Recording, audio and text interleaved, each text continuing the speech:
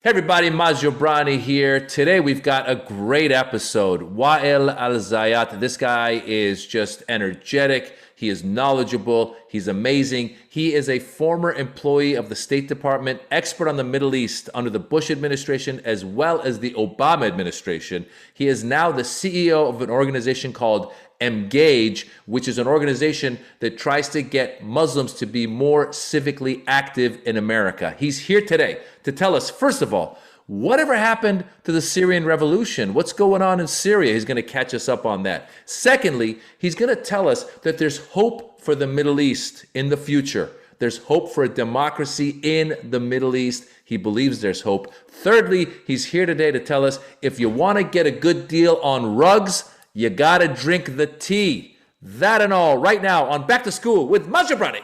Maz Jobrani, hey, Jobrani Maz, oh, Maz Jobrani, hey, Jobrani, Mazzy, oh, Maz, hey, I got a podcast, oh, back to school, yeah. Hey guys, welcome to Back to School with Maz Jobrani. I'm Maz Jobrani, your host. My sidekick, Tehran. How are you, son?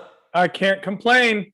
Hey man, I'm really excited about today's episode. You know that I studied political science undergraduate and college, and then I actually started a PhD program, which I dropped out of in political science. So I'm always very interested in anyone who has a knowledge on political science. And this gentleman, Wael Al-Zayat, specifically has a knowledge on the Middle East, which again is a very important place in my mind and in my heart, and more specifically about Syria.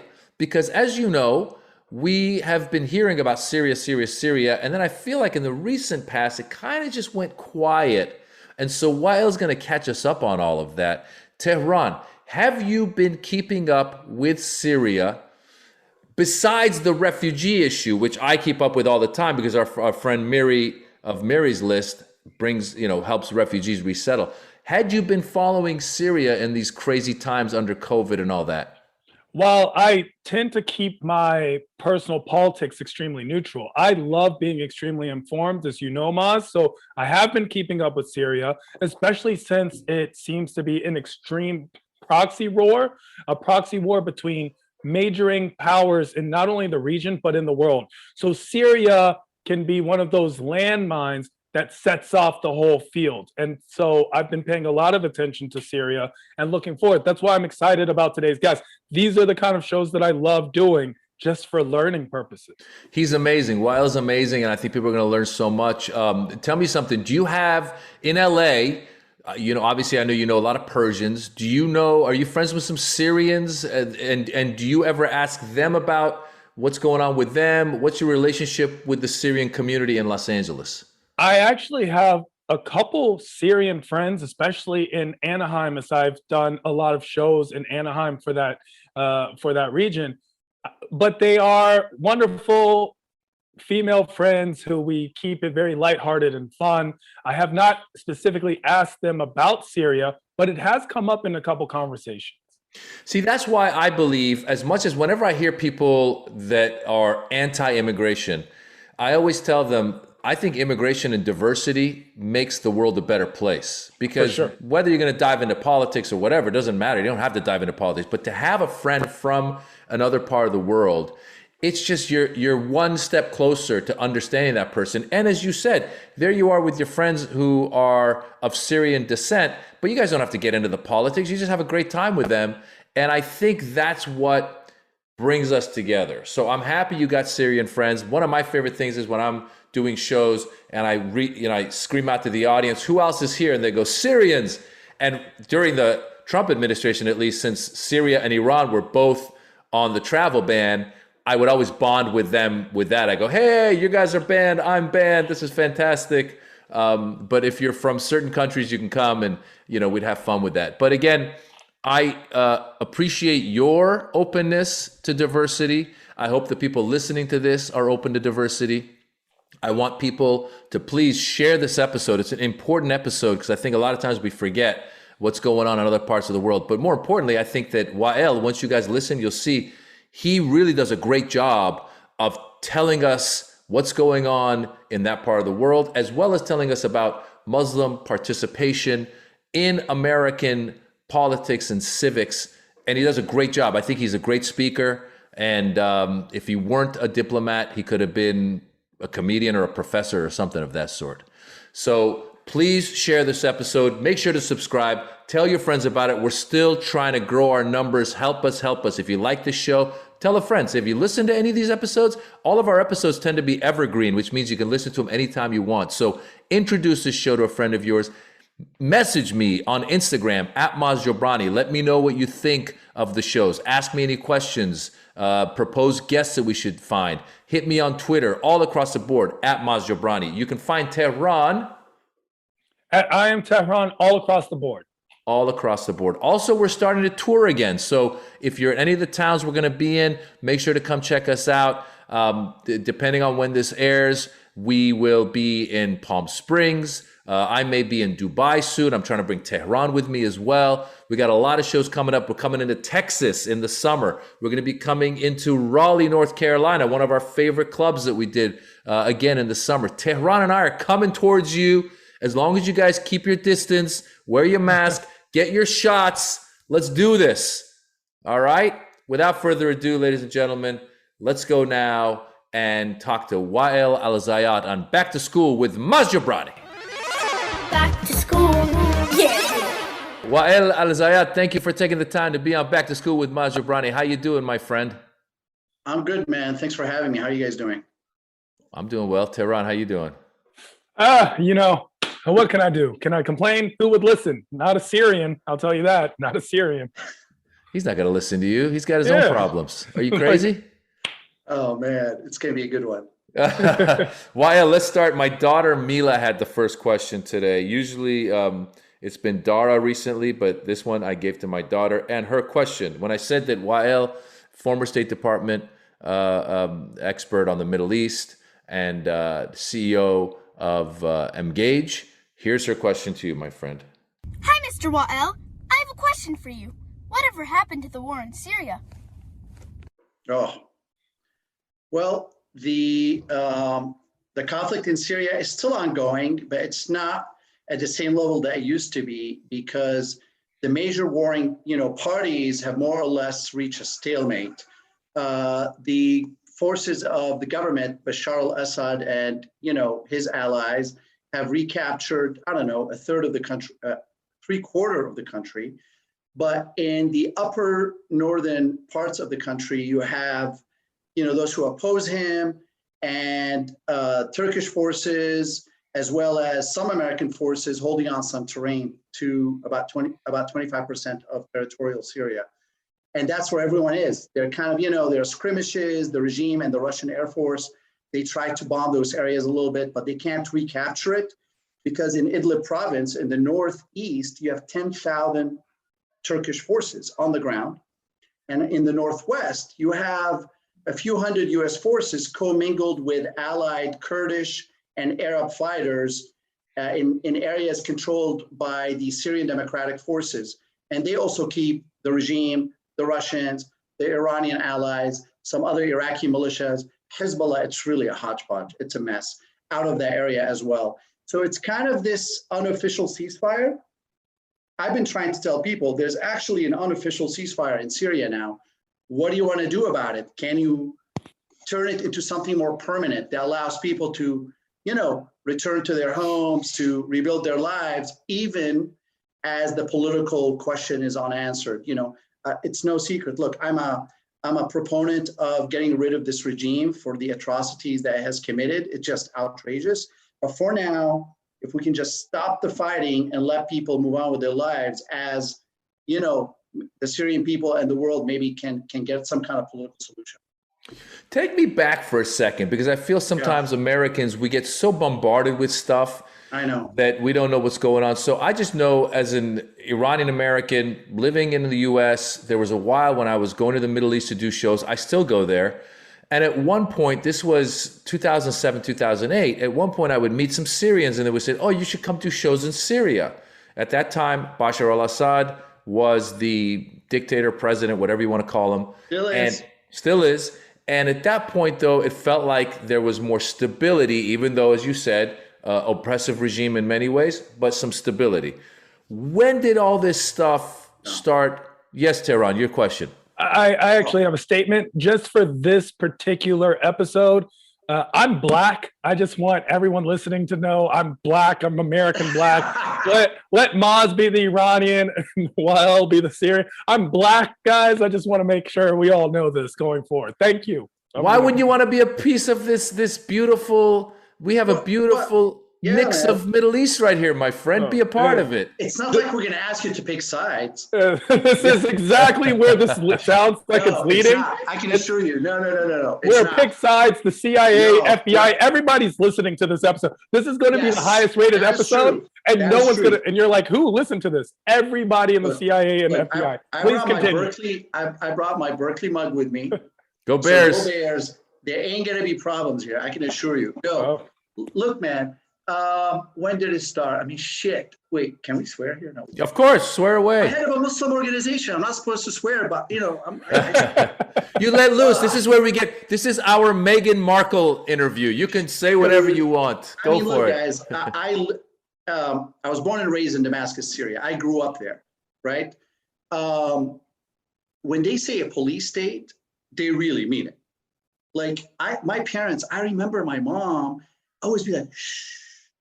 The neighbors will hear us. If you're ever saying anything about the government or politics or question, we like, wait, how come the only president I've ever known is al-Assad? You know what I mean? Yeah. And so I lived it, I felt it. And you asked me, when did it start? I mean, the Syrian people and the people of the region, as you guys can, they continue to agitate for reform, more freedom, and just dignity. Let's not call it anything else. That's where it is, fundamental, right?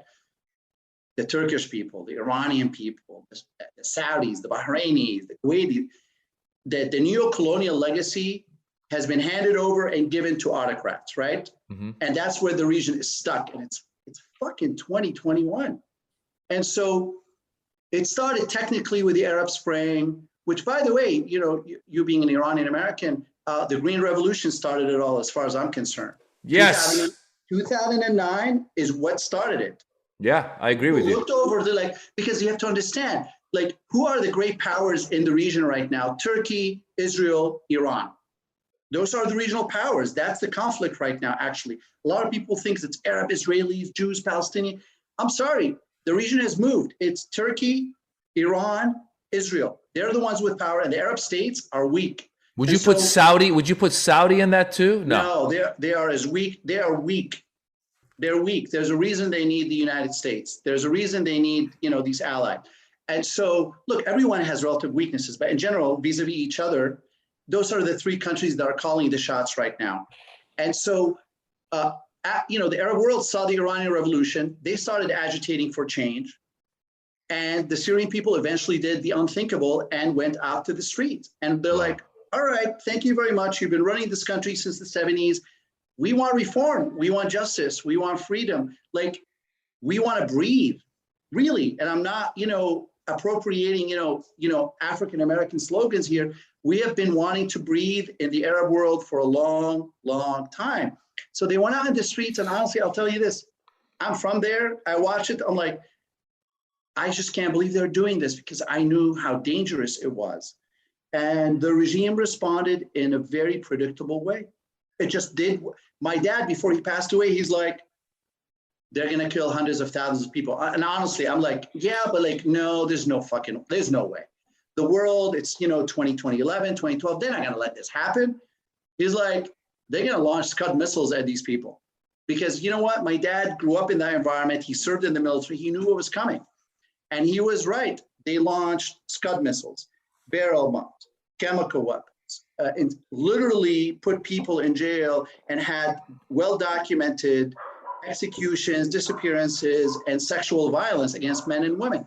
So yeah, it started in 2011, in February or March 2011. People wanted freedom. And I know, you know, we can, you know, I want to take more of your questions about what happened to that revolution, which it is a revolution. And one of the things I hope people understand is that, as far as most Syrians see it, this is a revolution, not a war, not a conflict, not a whatever, because it's because when you say it's a war, you're basically saying, oh, there's two parties going at it. No, it's the people rose up against their government.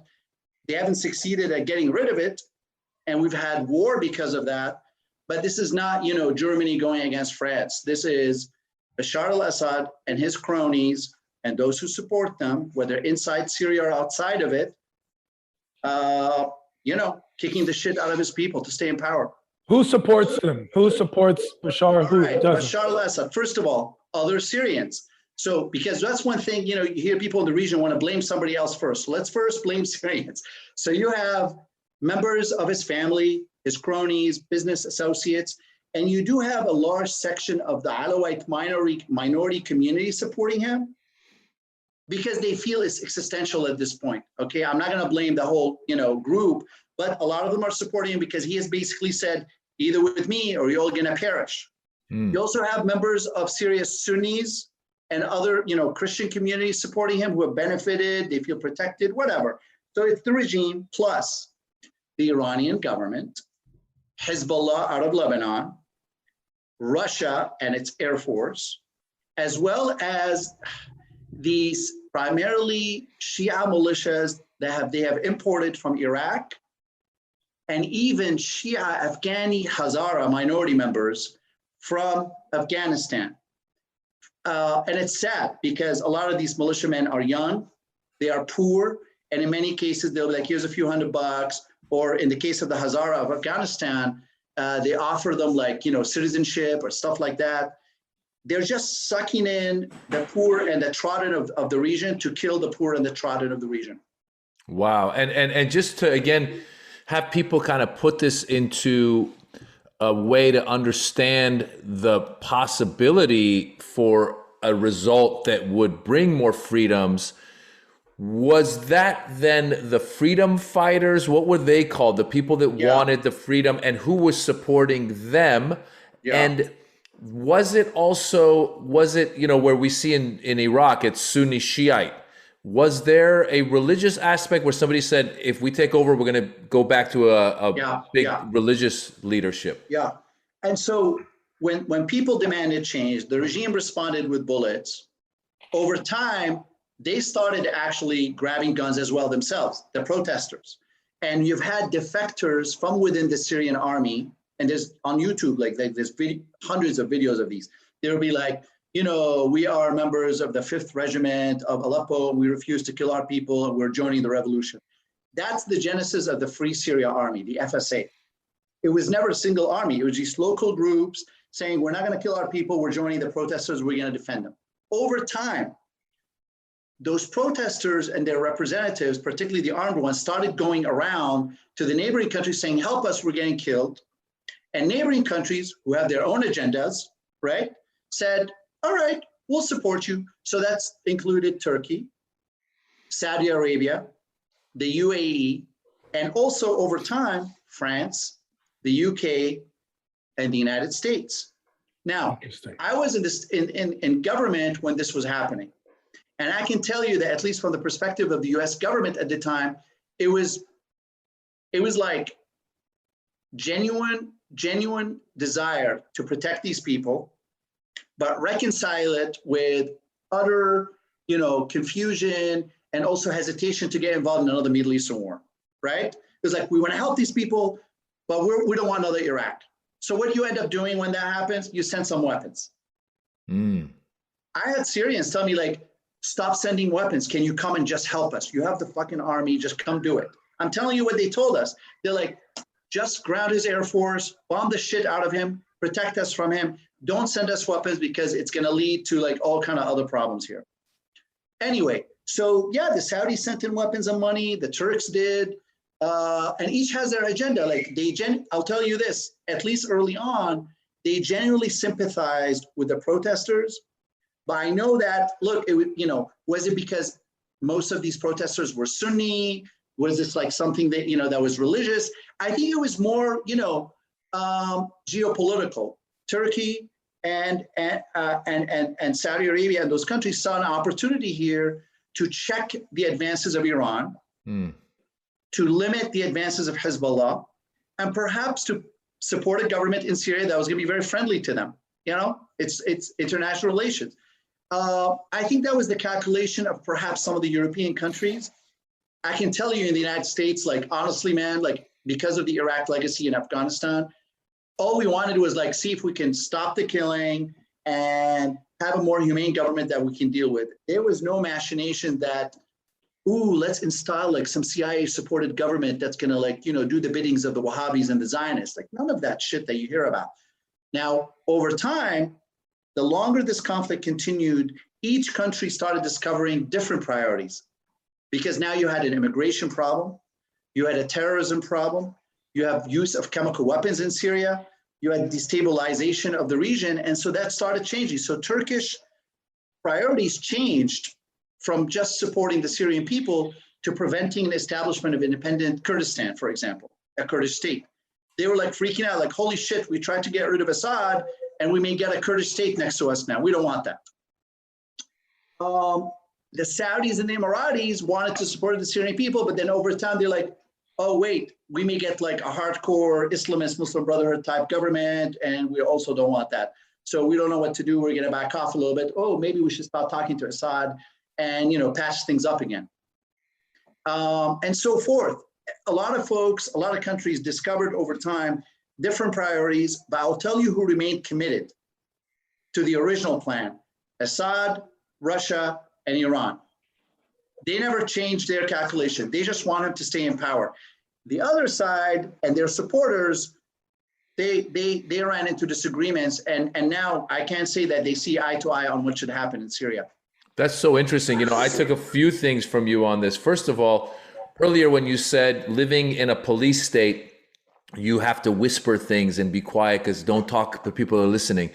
It reminds me of when you see these films about the mob, and when they want to talk, they go, shh, don't say anything, they're listening. So living in a police state is like being a mobster, but without having done anything wrong. You're just trying to live. So that's one thing. The second thing that's interesting is it almost feels like Syria is this chessboard that all of these different countries are playing chess on and just destroying the country and looking out for their own interests. That's the second thing I gather. And then the third thing, on this show, we're looking for learning moments. And I want to tell anybody who is pro-war, pro-revolution, not to say again that Assad is not a bad person, not to say that revolution sometimes is necessary for people to get their freedoms and get that progress, but it's all very messy. It's not as clean It really is, as some people think it would be. And so I will apply that right now. There are some Iranians who are very much advocates of the US somehow getting involved in overthrowing what is an oppressive regime in Iran. And I say, I agree with the oppressive regime part. I agree with the part where we say, I want democracy for the people of Iran. I want dignity for the people of Iran. But I don't agree with a war or something bloody happening, because I know there's going to be hundreds of thousands, if not millions of people killed. And so Syria feels like a lesson in there. And I will ask you a question, and then I'll let Tehran ask a question. But do you think, because I remember you were there under Obama, correct, in the State Department? I joined the State Department under Bush Okay. in 2007. Uh-huh. And through the entire Obama administration, because I was a civil servant. I was a bureaucrat. And so I joined and I stayed through the entire Obama years. And I left on the day Trump was inaugurated. I resigned. Well, good for you. I'm happy you did that. You saved yourself a lot of anxiety. But here's my question is, under Obama, I specifically remember Obama saying what you said, which was there was a lot of people on the right. I think McCain might have been one of them, who was saying, we need to send more troops into Syria. We need to be more involved. And I remember Obama specifically saying, any senator on any side that wants us to go back into another war, let them step up. Let me know if you want America to go into war again. Yeah. And so when that moment happened, looking back on it now, what would you say? Should we have gone more involved? Should we have played the way we played it? What are your thoughts on that? Yeah. This will always be one of the hardest things I got involved in, man. 5 years working on the Syria file, 10 years at the State Department. And I spent a lot of time with Syrians. I mean, I'm Syrian, but I'm an American. I went out there as a diplomat. And you can't go into Syria. So a lot of times we would meet with these activists, these pro-democracy activists, and also representatives of like, the FSA and those armed groups. We met them all.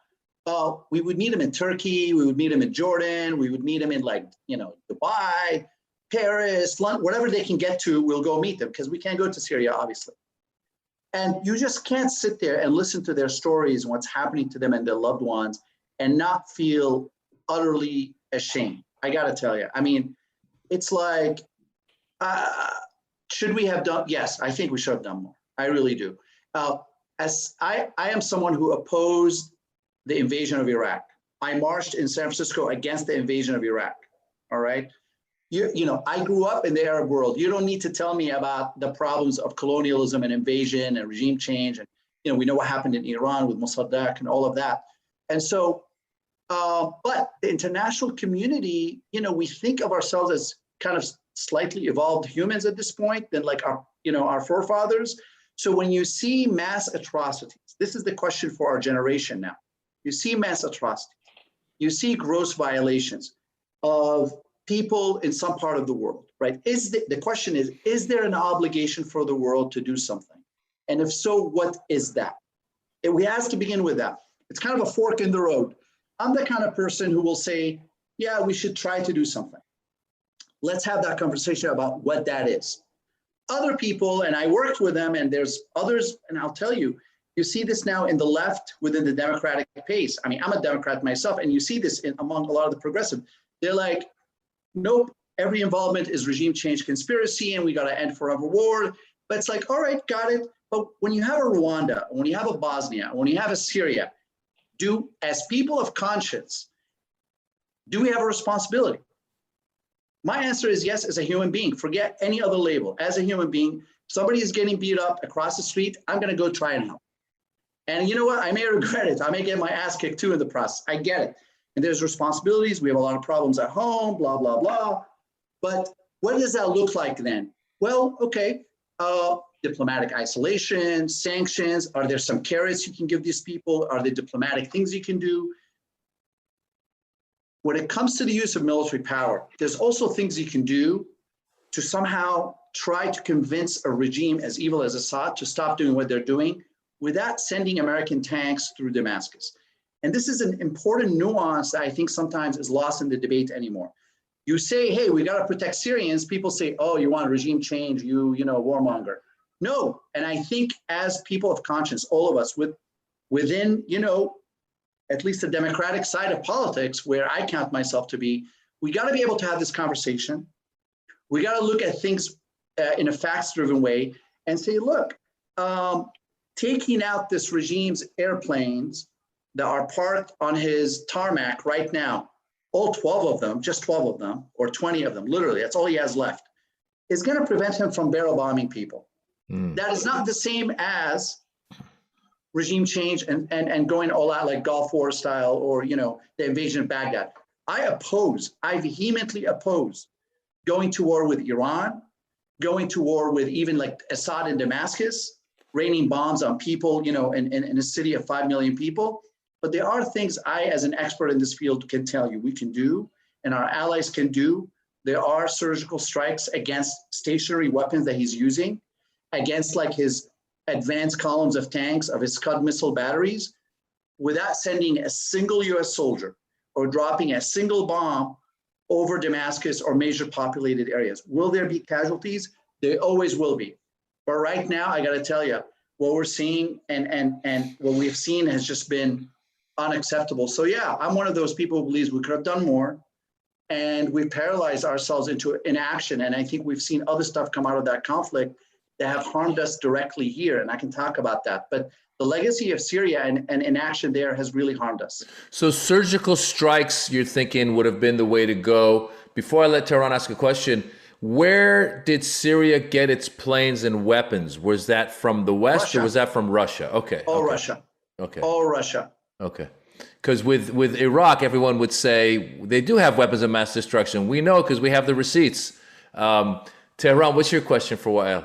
Why is Syria important? Why is Syria becoming this chessboard? Does Syria have oil? Does Syria have natural resource? Does Syria why the proxy war in Syria? It's important. Well, it depends who you ask. For Turkey, it's important because now they're worried about, Kurdish Syrians who are receiving support from the United States because they fought the Islamic State, ISIS, the terrorist organization. They're worried that these guys are going to be strong enough to declare their own state and entice other Kurds in Turkey to join them and form some kind of bigger state that takes a piece out of Turkey. For the Saudis and the Gulfies, they're really worried about a strengthened Iran in Syria with more of kind of a forward operating base and missiles and all that stuff. The Israelis worry about the same thing as well. Hezbollah and Iran having, more troops and more weapons close to their borders. The United States and Europe look at things a little differently. They worry about these things, but they worry more about some kind of trans-global jihadi, group like ISIS setting base in Syria and launching attacks from there against the West. But to me, why is Syria important? It's important because, 20 million people's lives is at stake. Because when we have not figured a way to help them and put an end to that conflict, half of them decided to leave, and about 6 million of that number actually tried, to get into Jordan and Turkey and Europe, and that has had a real destabilizing effect. Unfortunately, in Europe, they can't agree on doing anything together, and they couldn't agree on a policy how to accommodate this influx of refugees. And that gave an opening to Putin and far-right politicians to start undermining European unity and kind of consensus on how to treat these people with a humane way. And also it gave right to far-right politics, neo-Nazis in Europe, who said, look, the Muslim invaders are coming, elect us. And they did. You're seeing this now in Poland, in Germany, in Hungary. And some would say Brexit was approved because of the weaponization of the Syrian conflict and the fear of refugees. I would say also Donald Trump got elected. Donald Trump got elected because we couldn't figure a way to stop the Syrian conflict. Because he said, remember, after San Bernardino, he said, I want a complete and total shutdown of Muslim immigration to America. 2015, that's because of Syria. It has eroded our belief in ourselves and our democratic values and our ability to treat others kindly in supporting, admission of refugees and asylum seekers. And it gave an opening to these conspiracy crazy theorists on the internet who began first by testing the grounds, by denying that there is a genocide taking place in Syria, that chemical weapons are being used, that rebels are actually stooges of the West, that Al-Qaeda has infiltrated first responders who are called the White Helmets. And now they have used it in other ways to undermine our very belief in the sanctity of our elections. I can go on, man, but the same characters who began working with the Kremlin to mischaracterize what's happening in Syria are at it today, undermining our very political system, and many of them credited, in my opinion, in stirring this whole QAnon movement. I know it sounds crazy, but it is where it is. I like your explanation because there's a famous poet, Persian poet named Sa'di, and he does a poem about how when one person's suffering, we all suffer. Or when, yes. and he does an analogy, a metaphor with the human body. And he says, when one part of your body is suffering, even a little toe, your whole body feels it. You start limping, So similarly, the coronavirus has shown us that, right? It started on the other side of the world. Now we're all affected by it. And I think what you're saying about the Syrian revolution is similar because, as you just said, all of these ripple effects that it's had. Correct me if I'm wrong, the San Bernardino shooters were not Syrian, correct?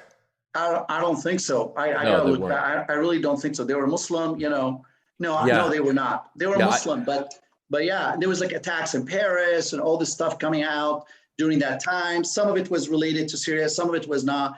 And these, racist politicians stirred it up, got us scared of Muslims, shut down immigration, almost to zero of not immigration, but asylum seekers, and really immigration from many Muslim countries, including Iran.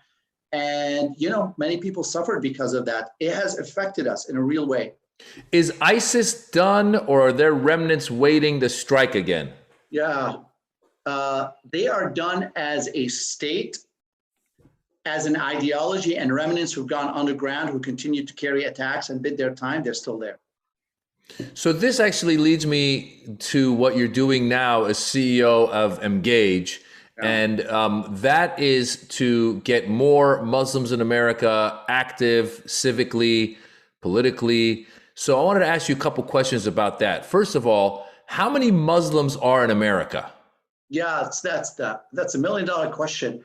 Well, look, according to Pew Research, they say that 1% of the American population is likely Muslim.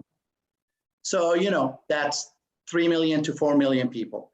Others, like the Arab American Institutes and others, say no, there might be way more. They might be as much as 8 million. So let's go with 4 million number anyway. So that's the number we operate with. And look, we get out voters. So what we do is we get voter data, we call people, we knock on doors, we send text messages. Through our efforts, we think that there are, about 1 million to 1.5 million eligible Muslim voters, 1 million to 1.5 million eligible Muslim voters across this country. So, it makes sense. 4 million, 1.5 million of them can vote. We'll go with that one. And do you think they vote as a monolith, or because I know in the Persian community, we had a lot of people supporting Donald Trump. Yeah. And did you run into a lot of Muslims who supported him? And if so, what do you think causes that mentality? Yeah. So traditionally, Muslims actually have been they've leaned more Republican because of, like social issues. They're a bit conservative in some cases. And also, they love to tell me this taxation, the Republicans, they cut taxes. It's like, all right, what about your fellow humans? Yeah. But over time, and since 9/11, you saw the Republican Party just freaking lose their mind and just start, becoming a lot more racist. And they've had a lot of hateful personalities among them who've injured and harmed minority communities. And so because of that, Muslim communities have moved more toward the left. And now we assess that about 75% of Muslim voters are voting Democrat. 75, and that's a big percentage. That's a huge shift. Specifically about Trump, look, the community is very diverse. There is no Muslim community. There are Muslim communities. There are secular Muslims. There are religious Muslims. There are South Asian Muslims. There are Arab Muslims. Within the Arab Muslim community, there's Palestinians, Syrians, Yemenis, Iraqis, right? There's Persian Muslims. They're split. They have their own politics. There are rich Muslims, poor Muslims, educated, immigrants, U.S. born. A lot of millennial Muslims now, they're going to become the largest group. Like the under 30 is going to become the largest group in our community. A lot of them are going to be looking to get married. Anyway, so they're very diverse. They care about a lot of different stuff. By and large, they're leaning Democrats, but because of that diversity, some of them look at Trump. They're like, okay, he's an asshole, or he says crazy shit, but I'm a really rich Muslim, and I hear he wants to cut taxes. Or I'm an Iranian American. He's talking tough against the Ayatollahs in Tehran. I like that. Maybe he'll do something about those guys who I hate. I'm a Syrian American, and he seems like he's talking tough, but wait a minute, he doesn't want to do something in Syria, but I'll still pick him because I'm mad at Obama and everybody associated with him. You know what I mean? Yeah. I even, heard some Black Muslims who felt that Obama didn't do enough for the Black community, and they're just frustrated. So we have to be respectful of that. People care about different stuff. It doesn't necessarily mean they agreed with everything with him or they are racist like him. But my message to them was always this at the end of the day. Donald Trump, man, is just fundamentally undermining our very democracy and literally like sucking the life out of the America we want, even if it's not perfect. Are you okay with that? Because if the foundation of your republic is not good, none of your issues are going to matter over time. And that's why we pushed everyone to support, the Democratic ticket this year. Does not mean we are guaranteed Democrats for the rest of our lives, but in this moment in our history, it was the right thing to do. But I hope that explained, kind of the complexities why a Muslim would vote for Donald Trump. Absolutely. And maybe Donald Trump reminded them of Bashar al-Assad, and they like Bashar al-Assad. Some of them they like people who, talk tough, but it's just idiotic. Strong man. Tehran, what's your question as a Black Muslim? Well, Black American. I'm not with these people. I don't even know why I'm here today. As a Black American, I did want to bring up the San Bernardino shooter was American. He was actually born in Chicago, had Yes. Pakistani roots, and his wife was Pakistani, but through Saudi Arabia, which is a whole nother conversation. Yeah. Why does this, and when I say this, conflict seem to follow the Middle East? Why is the Middle East always in conflict? And how come that same conflict does not exist in the Western but white world? There's not as much conflict between France, UK, Germany, America, besides a couple bursts and a major one here. But in the Middle East, it seems to be extremely consistent and constant. Yeah. Well, because we're in a different, this region is in a different phase of its development and its history. There was a time not too long ago, 70 years ago or so, that the conflict was in Europe. Germany, France, the UK, Italy, they were kicking the shit out of each other. And the process killed a lot of people, including 6 million Jews, as well as untold number of Europeans. And, I hear that, the British Empire enlisted a lot of Indian soldiers during World War II. A lot of them got killed.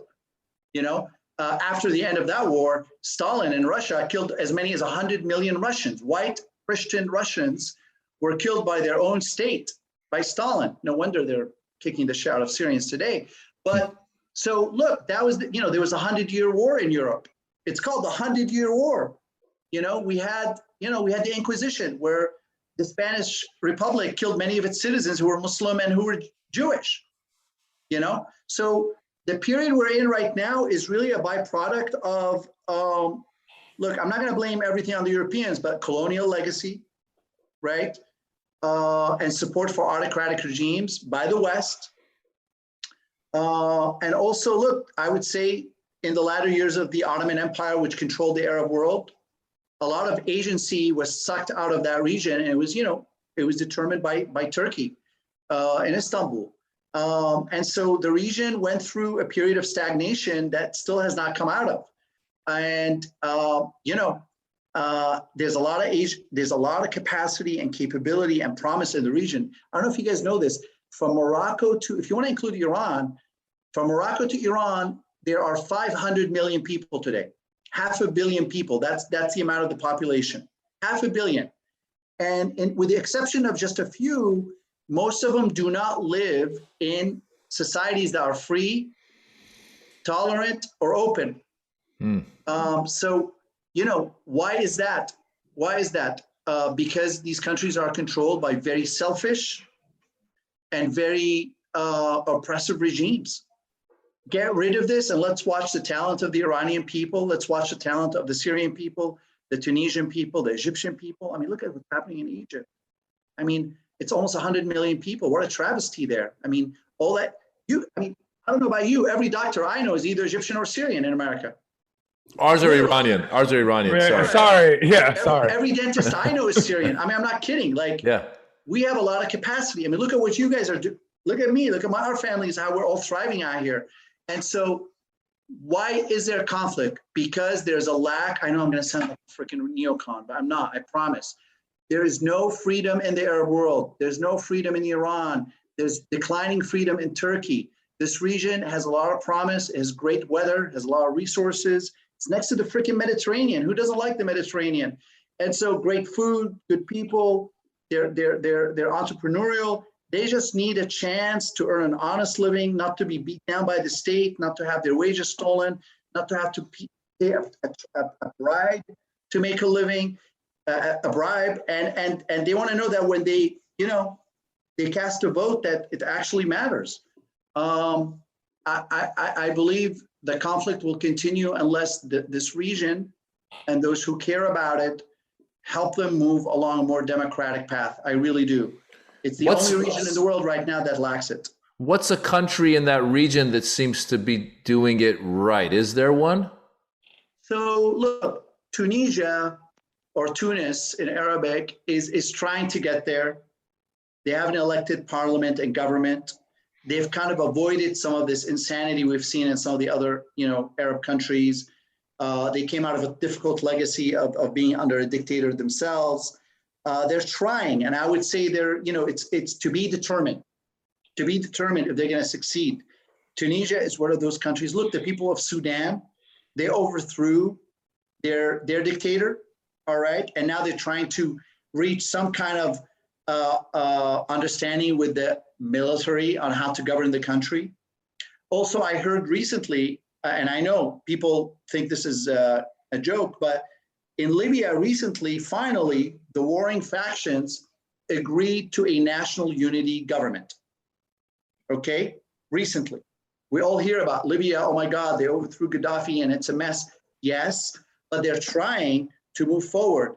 So I would say Tunisia, Sudan, I'm not putting Libya as a success story, but it's possibly heading there with enough regional international support.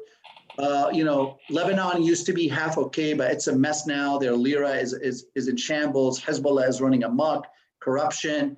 I feel really bad for the Lebanese because that was an area that all of us looked at. We're like, well, at least in Lebanon, you have little freedom, you have little capitalism. People are doing some good stuff there. Where else? I'm looking around. I don't. Okay, Algeria. I'll tell you this. Algeria has some difficult post-colonial legacy and one-party rule and a very oppressive police state. But God bless them, man. They're still protesting. By the way, I just saw them still protesting. And their old dictator stepped down recently, but again the military is trying to hold on to power. That's another country that I would look at, see what they do there, and I pray that it doesn't turn violent, and that they come to some kind of understanding to usher in a new era in Algeria. So there are some promises, but it's a long road ahead. You're giving us hope. You're saying there's hope, and I like that. Keep hope alive. Always keep hope alive, man. Keep hope alive. And also, when Tehran said, why is there so much conflict in the Middle East? I think one thing you forgot to say is we're very hot-blooded people. No, so anytime, I know what you're talking about, we're so cool. Anytime somebody says something, you're like, you talk like about my mother, I will kill you. No. We're like ice. We're just ice. We are. We're good. Hey, man, you bring a little bit of our food. You sit down with us. We're chill, bro. We're good. We are, man. We're good people. We're beautiful people. I love the Palestinians are so generous, and the Iranians are so cool. They think they're better than the Arabs, but it's okay. The upside down rice and like all this stuff. But like literally, they're so creative. There's life. There's zest for life, art, family. Like I have a friend from Berkeley. His family, they're Jewish Iranians. Mm-hmm. Like I love his mom. I'm always talking to her. She tells me about their time in Tehran and all these stories. And it's sad, but it gives me hope. We got to figure this out. And we're in America here. I do feel responsible, man. We're so privileged. We've made it here. What can we do to help these people and in the process help ourselves? I don't want to send any more troops. I don't want to send any more blood money. I don't want to bomb people. I don't want to kill people. And also, look, we're sucking the best and the brightest out of that region. They belong in their home and for their societies. I just hope we can be a force for good. I really do. Well, I love the way you're talking. I love what you're saying. And we're going to go now to the speed round. We call this Back to School with Wael Al-Zayat. Back to school. All right. First question for you. Are your parents disappointed that you didn't become a doctor? They've never told me, so I'm going to go with no. Oh, good. Okay, there you go. First Middle Eastern parents not disappointed. They never complained. Maybe they gave up, but they never complained. Well, I'm so sorry. Your parents actually told me they're disappointed you're not a doctor. They called me and was like, "Oh, my son." My mom is always on the phone, so now I know what she's calling. She's calling me. As a diplomat, have you ever had to meet with a strong man? And how did that go, or a representative of one? Yeah, I know, man, dude. I mean, I've met with some scary dudes, especially working on Syria and Iraq. And you meet with some unsavory characters. I met with a rebel leader from the southern parts of Syria, actually from northern Syria. We came across some scary looking dudes trying to deliver assistance to northern Syria back in the days. And yeah, I was freaking scared, man. Like I was like, are these guys gonna shoot us? Are they gonna kill us? They didn't. But how did I handle it? I just did not look him straight in the eyes.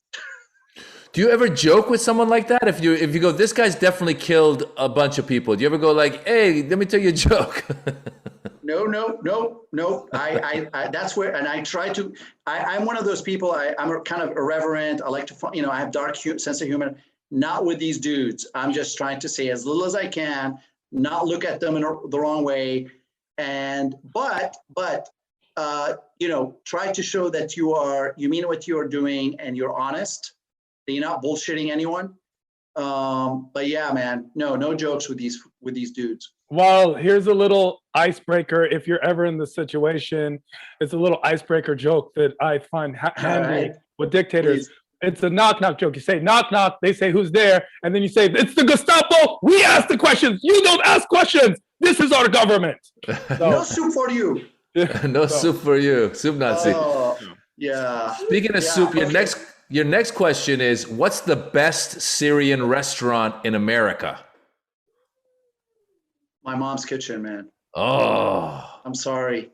My mom's kitchen. Is there a city that you would say Yes. Oh, all right.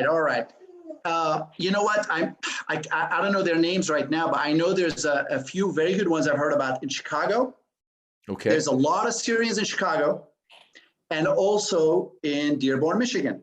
Okay. And your third location is in Anaheim. Okay. yes. In Okay. Anaheim, there's a few good places, and they have authentic Syrian food. And I promise I'll talk to my sister and I'll email it to you. Guys listening or watching this, Anaheim, Chicago, Dearborn. That's where you get your Syrian food. That's where it's at. All right. Your next question. Do you think we'll ever have a Muslim president besides Obama? Well, my daughter is 11 months right now.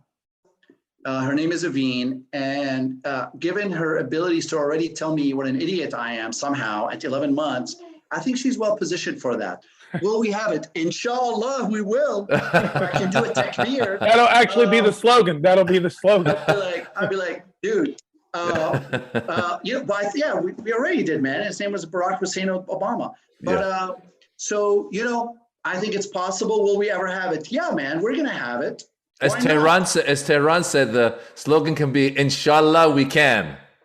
Inauguration will be delayed 2 hours because it's a Muslim president, but beyond that, it'll be fine. Also, it won't make any difference than the current government, Congress, that never gets anything done, because anytime you ask this Muslim president, are we going to get, gun reform? Inshallah. Everybody is going to get free rations of tea. Yeah, inshallah. They're not going to get economic support payments. Everybody will get nice floral tea shipments every month.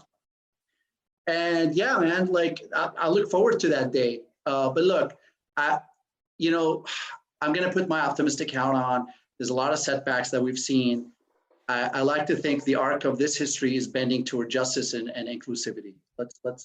And I believe in that. I think America, at the end of the day, and its people are good, are decent, and they want to do the right thing. And I think our people, the Muslim American community, man, we're just getting started. Normally I would say amen, but since I'm talking to Wael Al-Zayed, I'm going to say yalla habibi.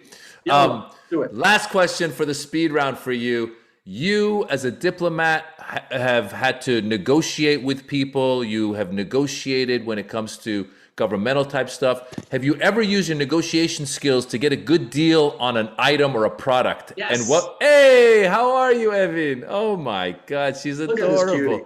Hi, Look at this cutie. cutie. Hi. Look, Baba, it's axis of evil. Speaking of negotiations, I'm get black. ready. I'm black. So thank you. You're gonna have to negotiate with her. Wait till she can talk. Listen, all night long, my daughter and my son, all night long. Guys, time to go to bed. Can we get just 5 more minutes? No, you got to go to 5 more. How about 3 minutes? No, 2 minutes. They negotiate. Get ready for a while. Man. I know it's coming. I know. It's going to be my punishment. Yes, I got 12 carpets out of Baghdad before I left after an assignment, man. I went, I drank the tea, I sat down there, and I played the whole Arab card and the American card as it suited me in the negotiations. whenever he tried to bullshit me, I'm like, then I start speaking. Yeah, and then I start speaking in Arabic. Oh, okay. Oh, she's had enough. Khalas. I start speaking in Arabic and be like, come on, man, I'm from Syria. And whenever he, I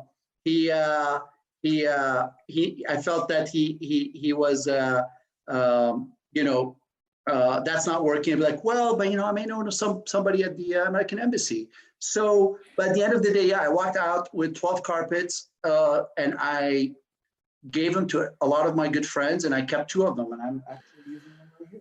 So the advice on negotiating, correct me if I'm wrong, is to try to find something in common with the person, and maybe have 2 things in common. So when they bob, you can weave. You got it. Now, for us who are bilingual or multicultural, that can come in handy in these situations. Like, oh, come on, I'm like you, I'm Syrian, and then you revert to your American self when you need to end the negotiations and get going. Be like, I'm sorry, I have an appointment, I can't be late. That's fantastic. So when I'm going to go get a new car. So what I'm going to do is I'm going to try and work my magic and be like, come on, you're a guy, I'm a guy, let's do this. Come on. Exactly. We both have arms. Come on. All right. Now let's find out what we learned on this episode. Tehran, what did you learn from Wael Al-Zayat? I learned I'm black. I don't want to be involved. I learned you're black. It's a lot of effort. It's a lot of effort being Middle Eastern. It's a lot of effort being in the politics. It's a lot of effort being in the region. It's exhausting. Being a dictator seems to be exhausting. There's just a lot that goes on. I feel that when you look at like all the conflicts, being black, not as bad as we've been projecting. Like, it's not great in the United States, but it's not third world country, Middle East bad. So we'll see how that goes. While you got Tehran to appreciate his life in America currently. I mean, my job here is done. I mean, that's the greatest thing I could have ever aspired to. Your job is done.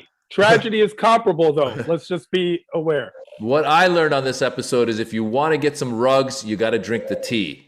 You got to drink the tea. That's an analogy. 1. That's a thing. That's it. And the second thing I learned is that there is hope in the Middle East. Wael says right now we might be in the middle of some crazy times, but there is hope. So let's lean in. Inshallah.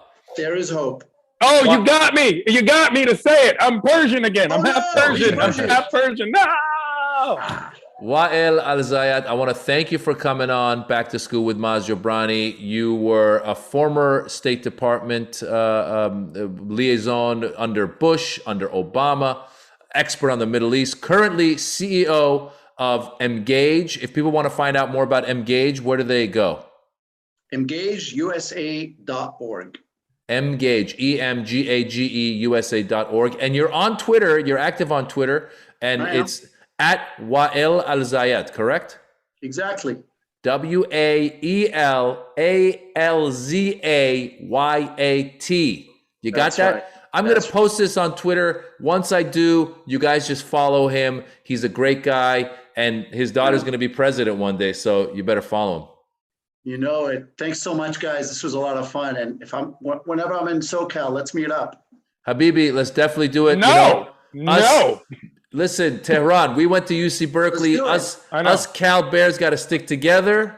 Yes. Maz, just to let you know, he went to Georgetown too. So it's a mixture. Tehran went to Georgetown. So you got us both covered. All right, guys. Wael, thank you for being on Back to School with Maz Jobrani. Thanks so much. Thank you. That was fun. Bye-bye. Back to school.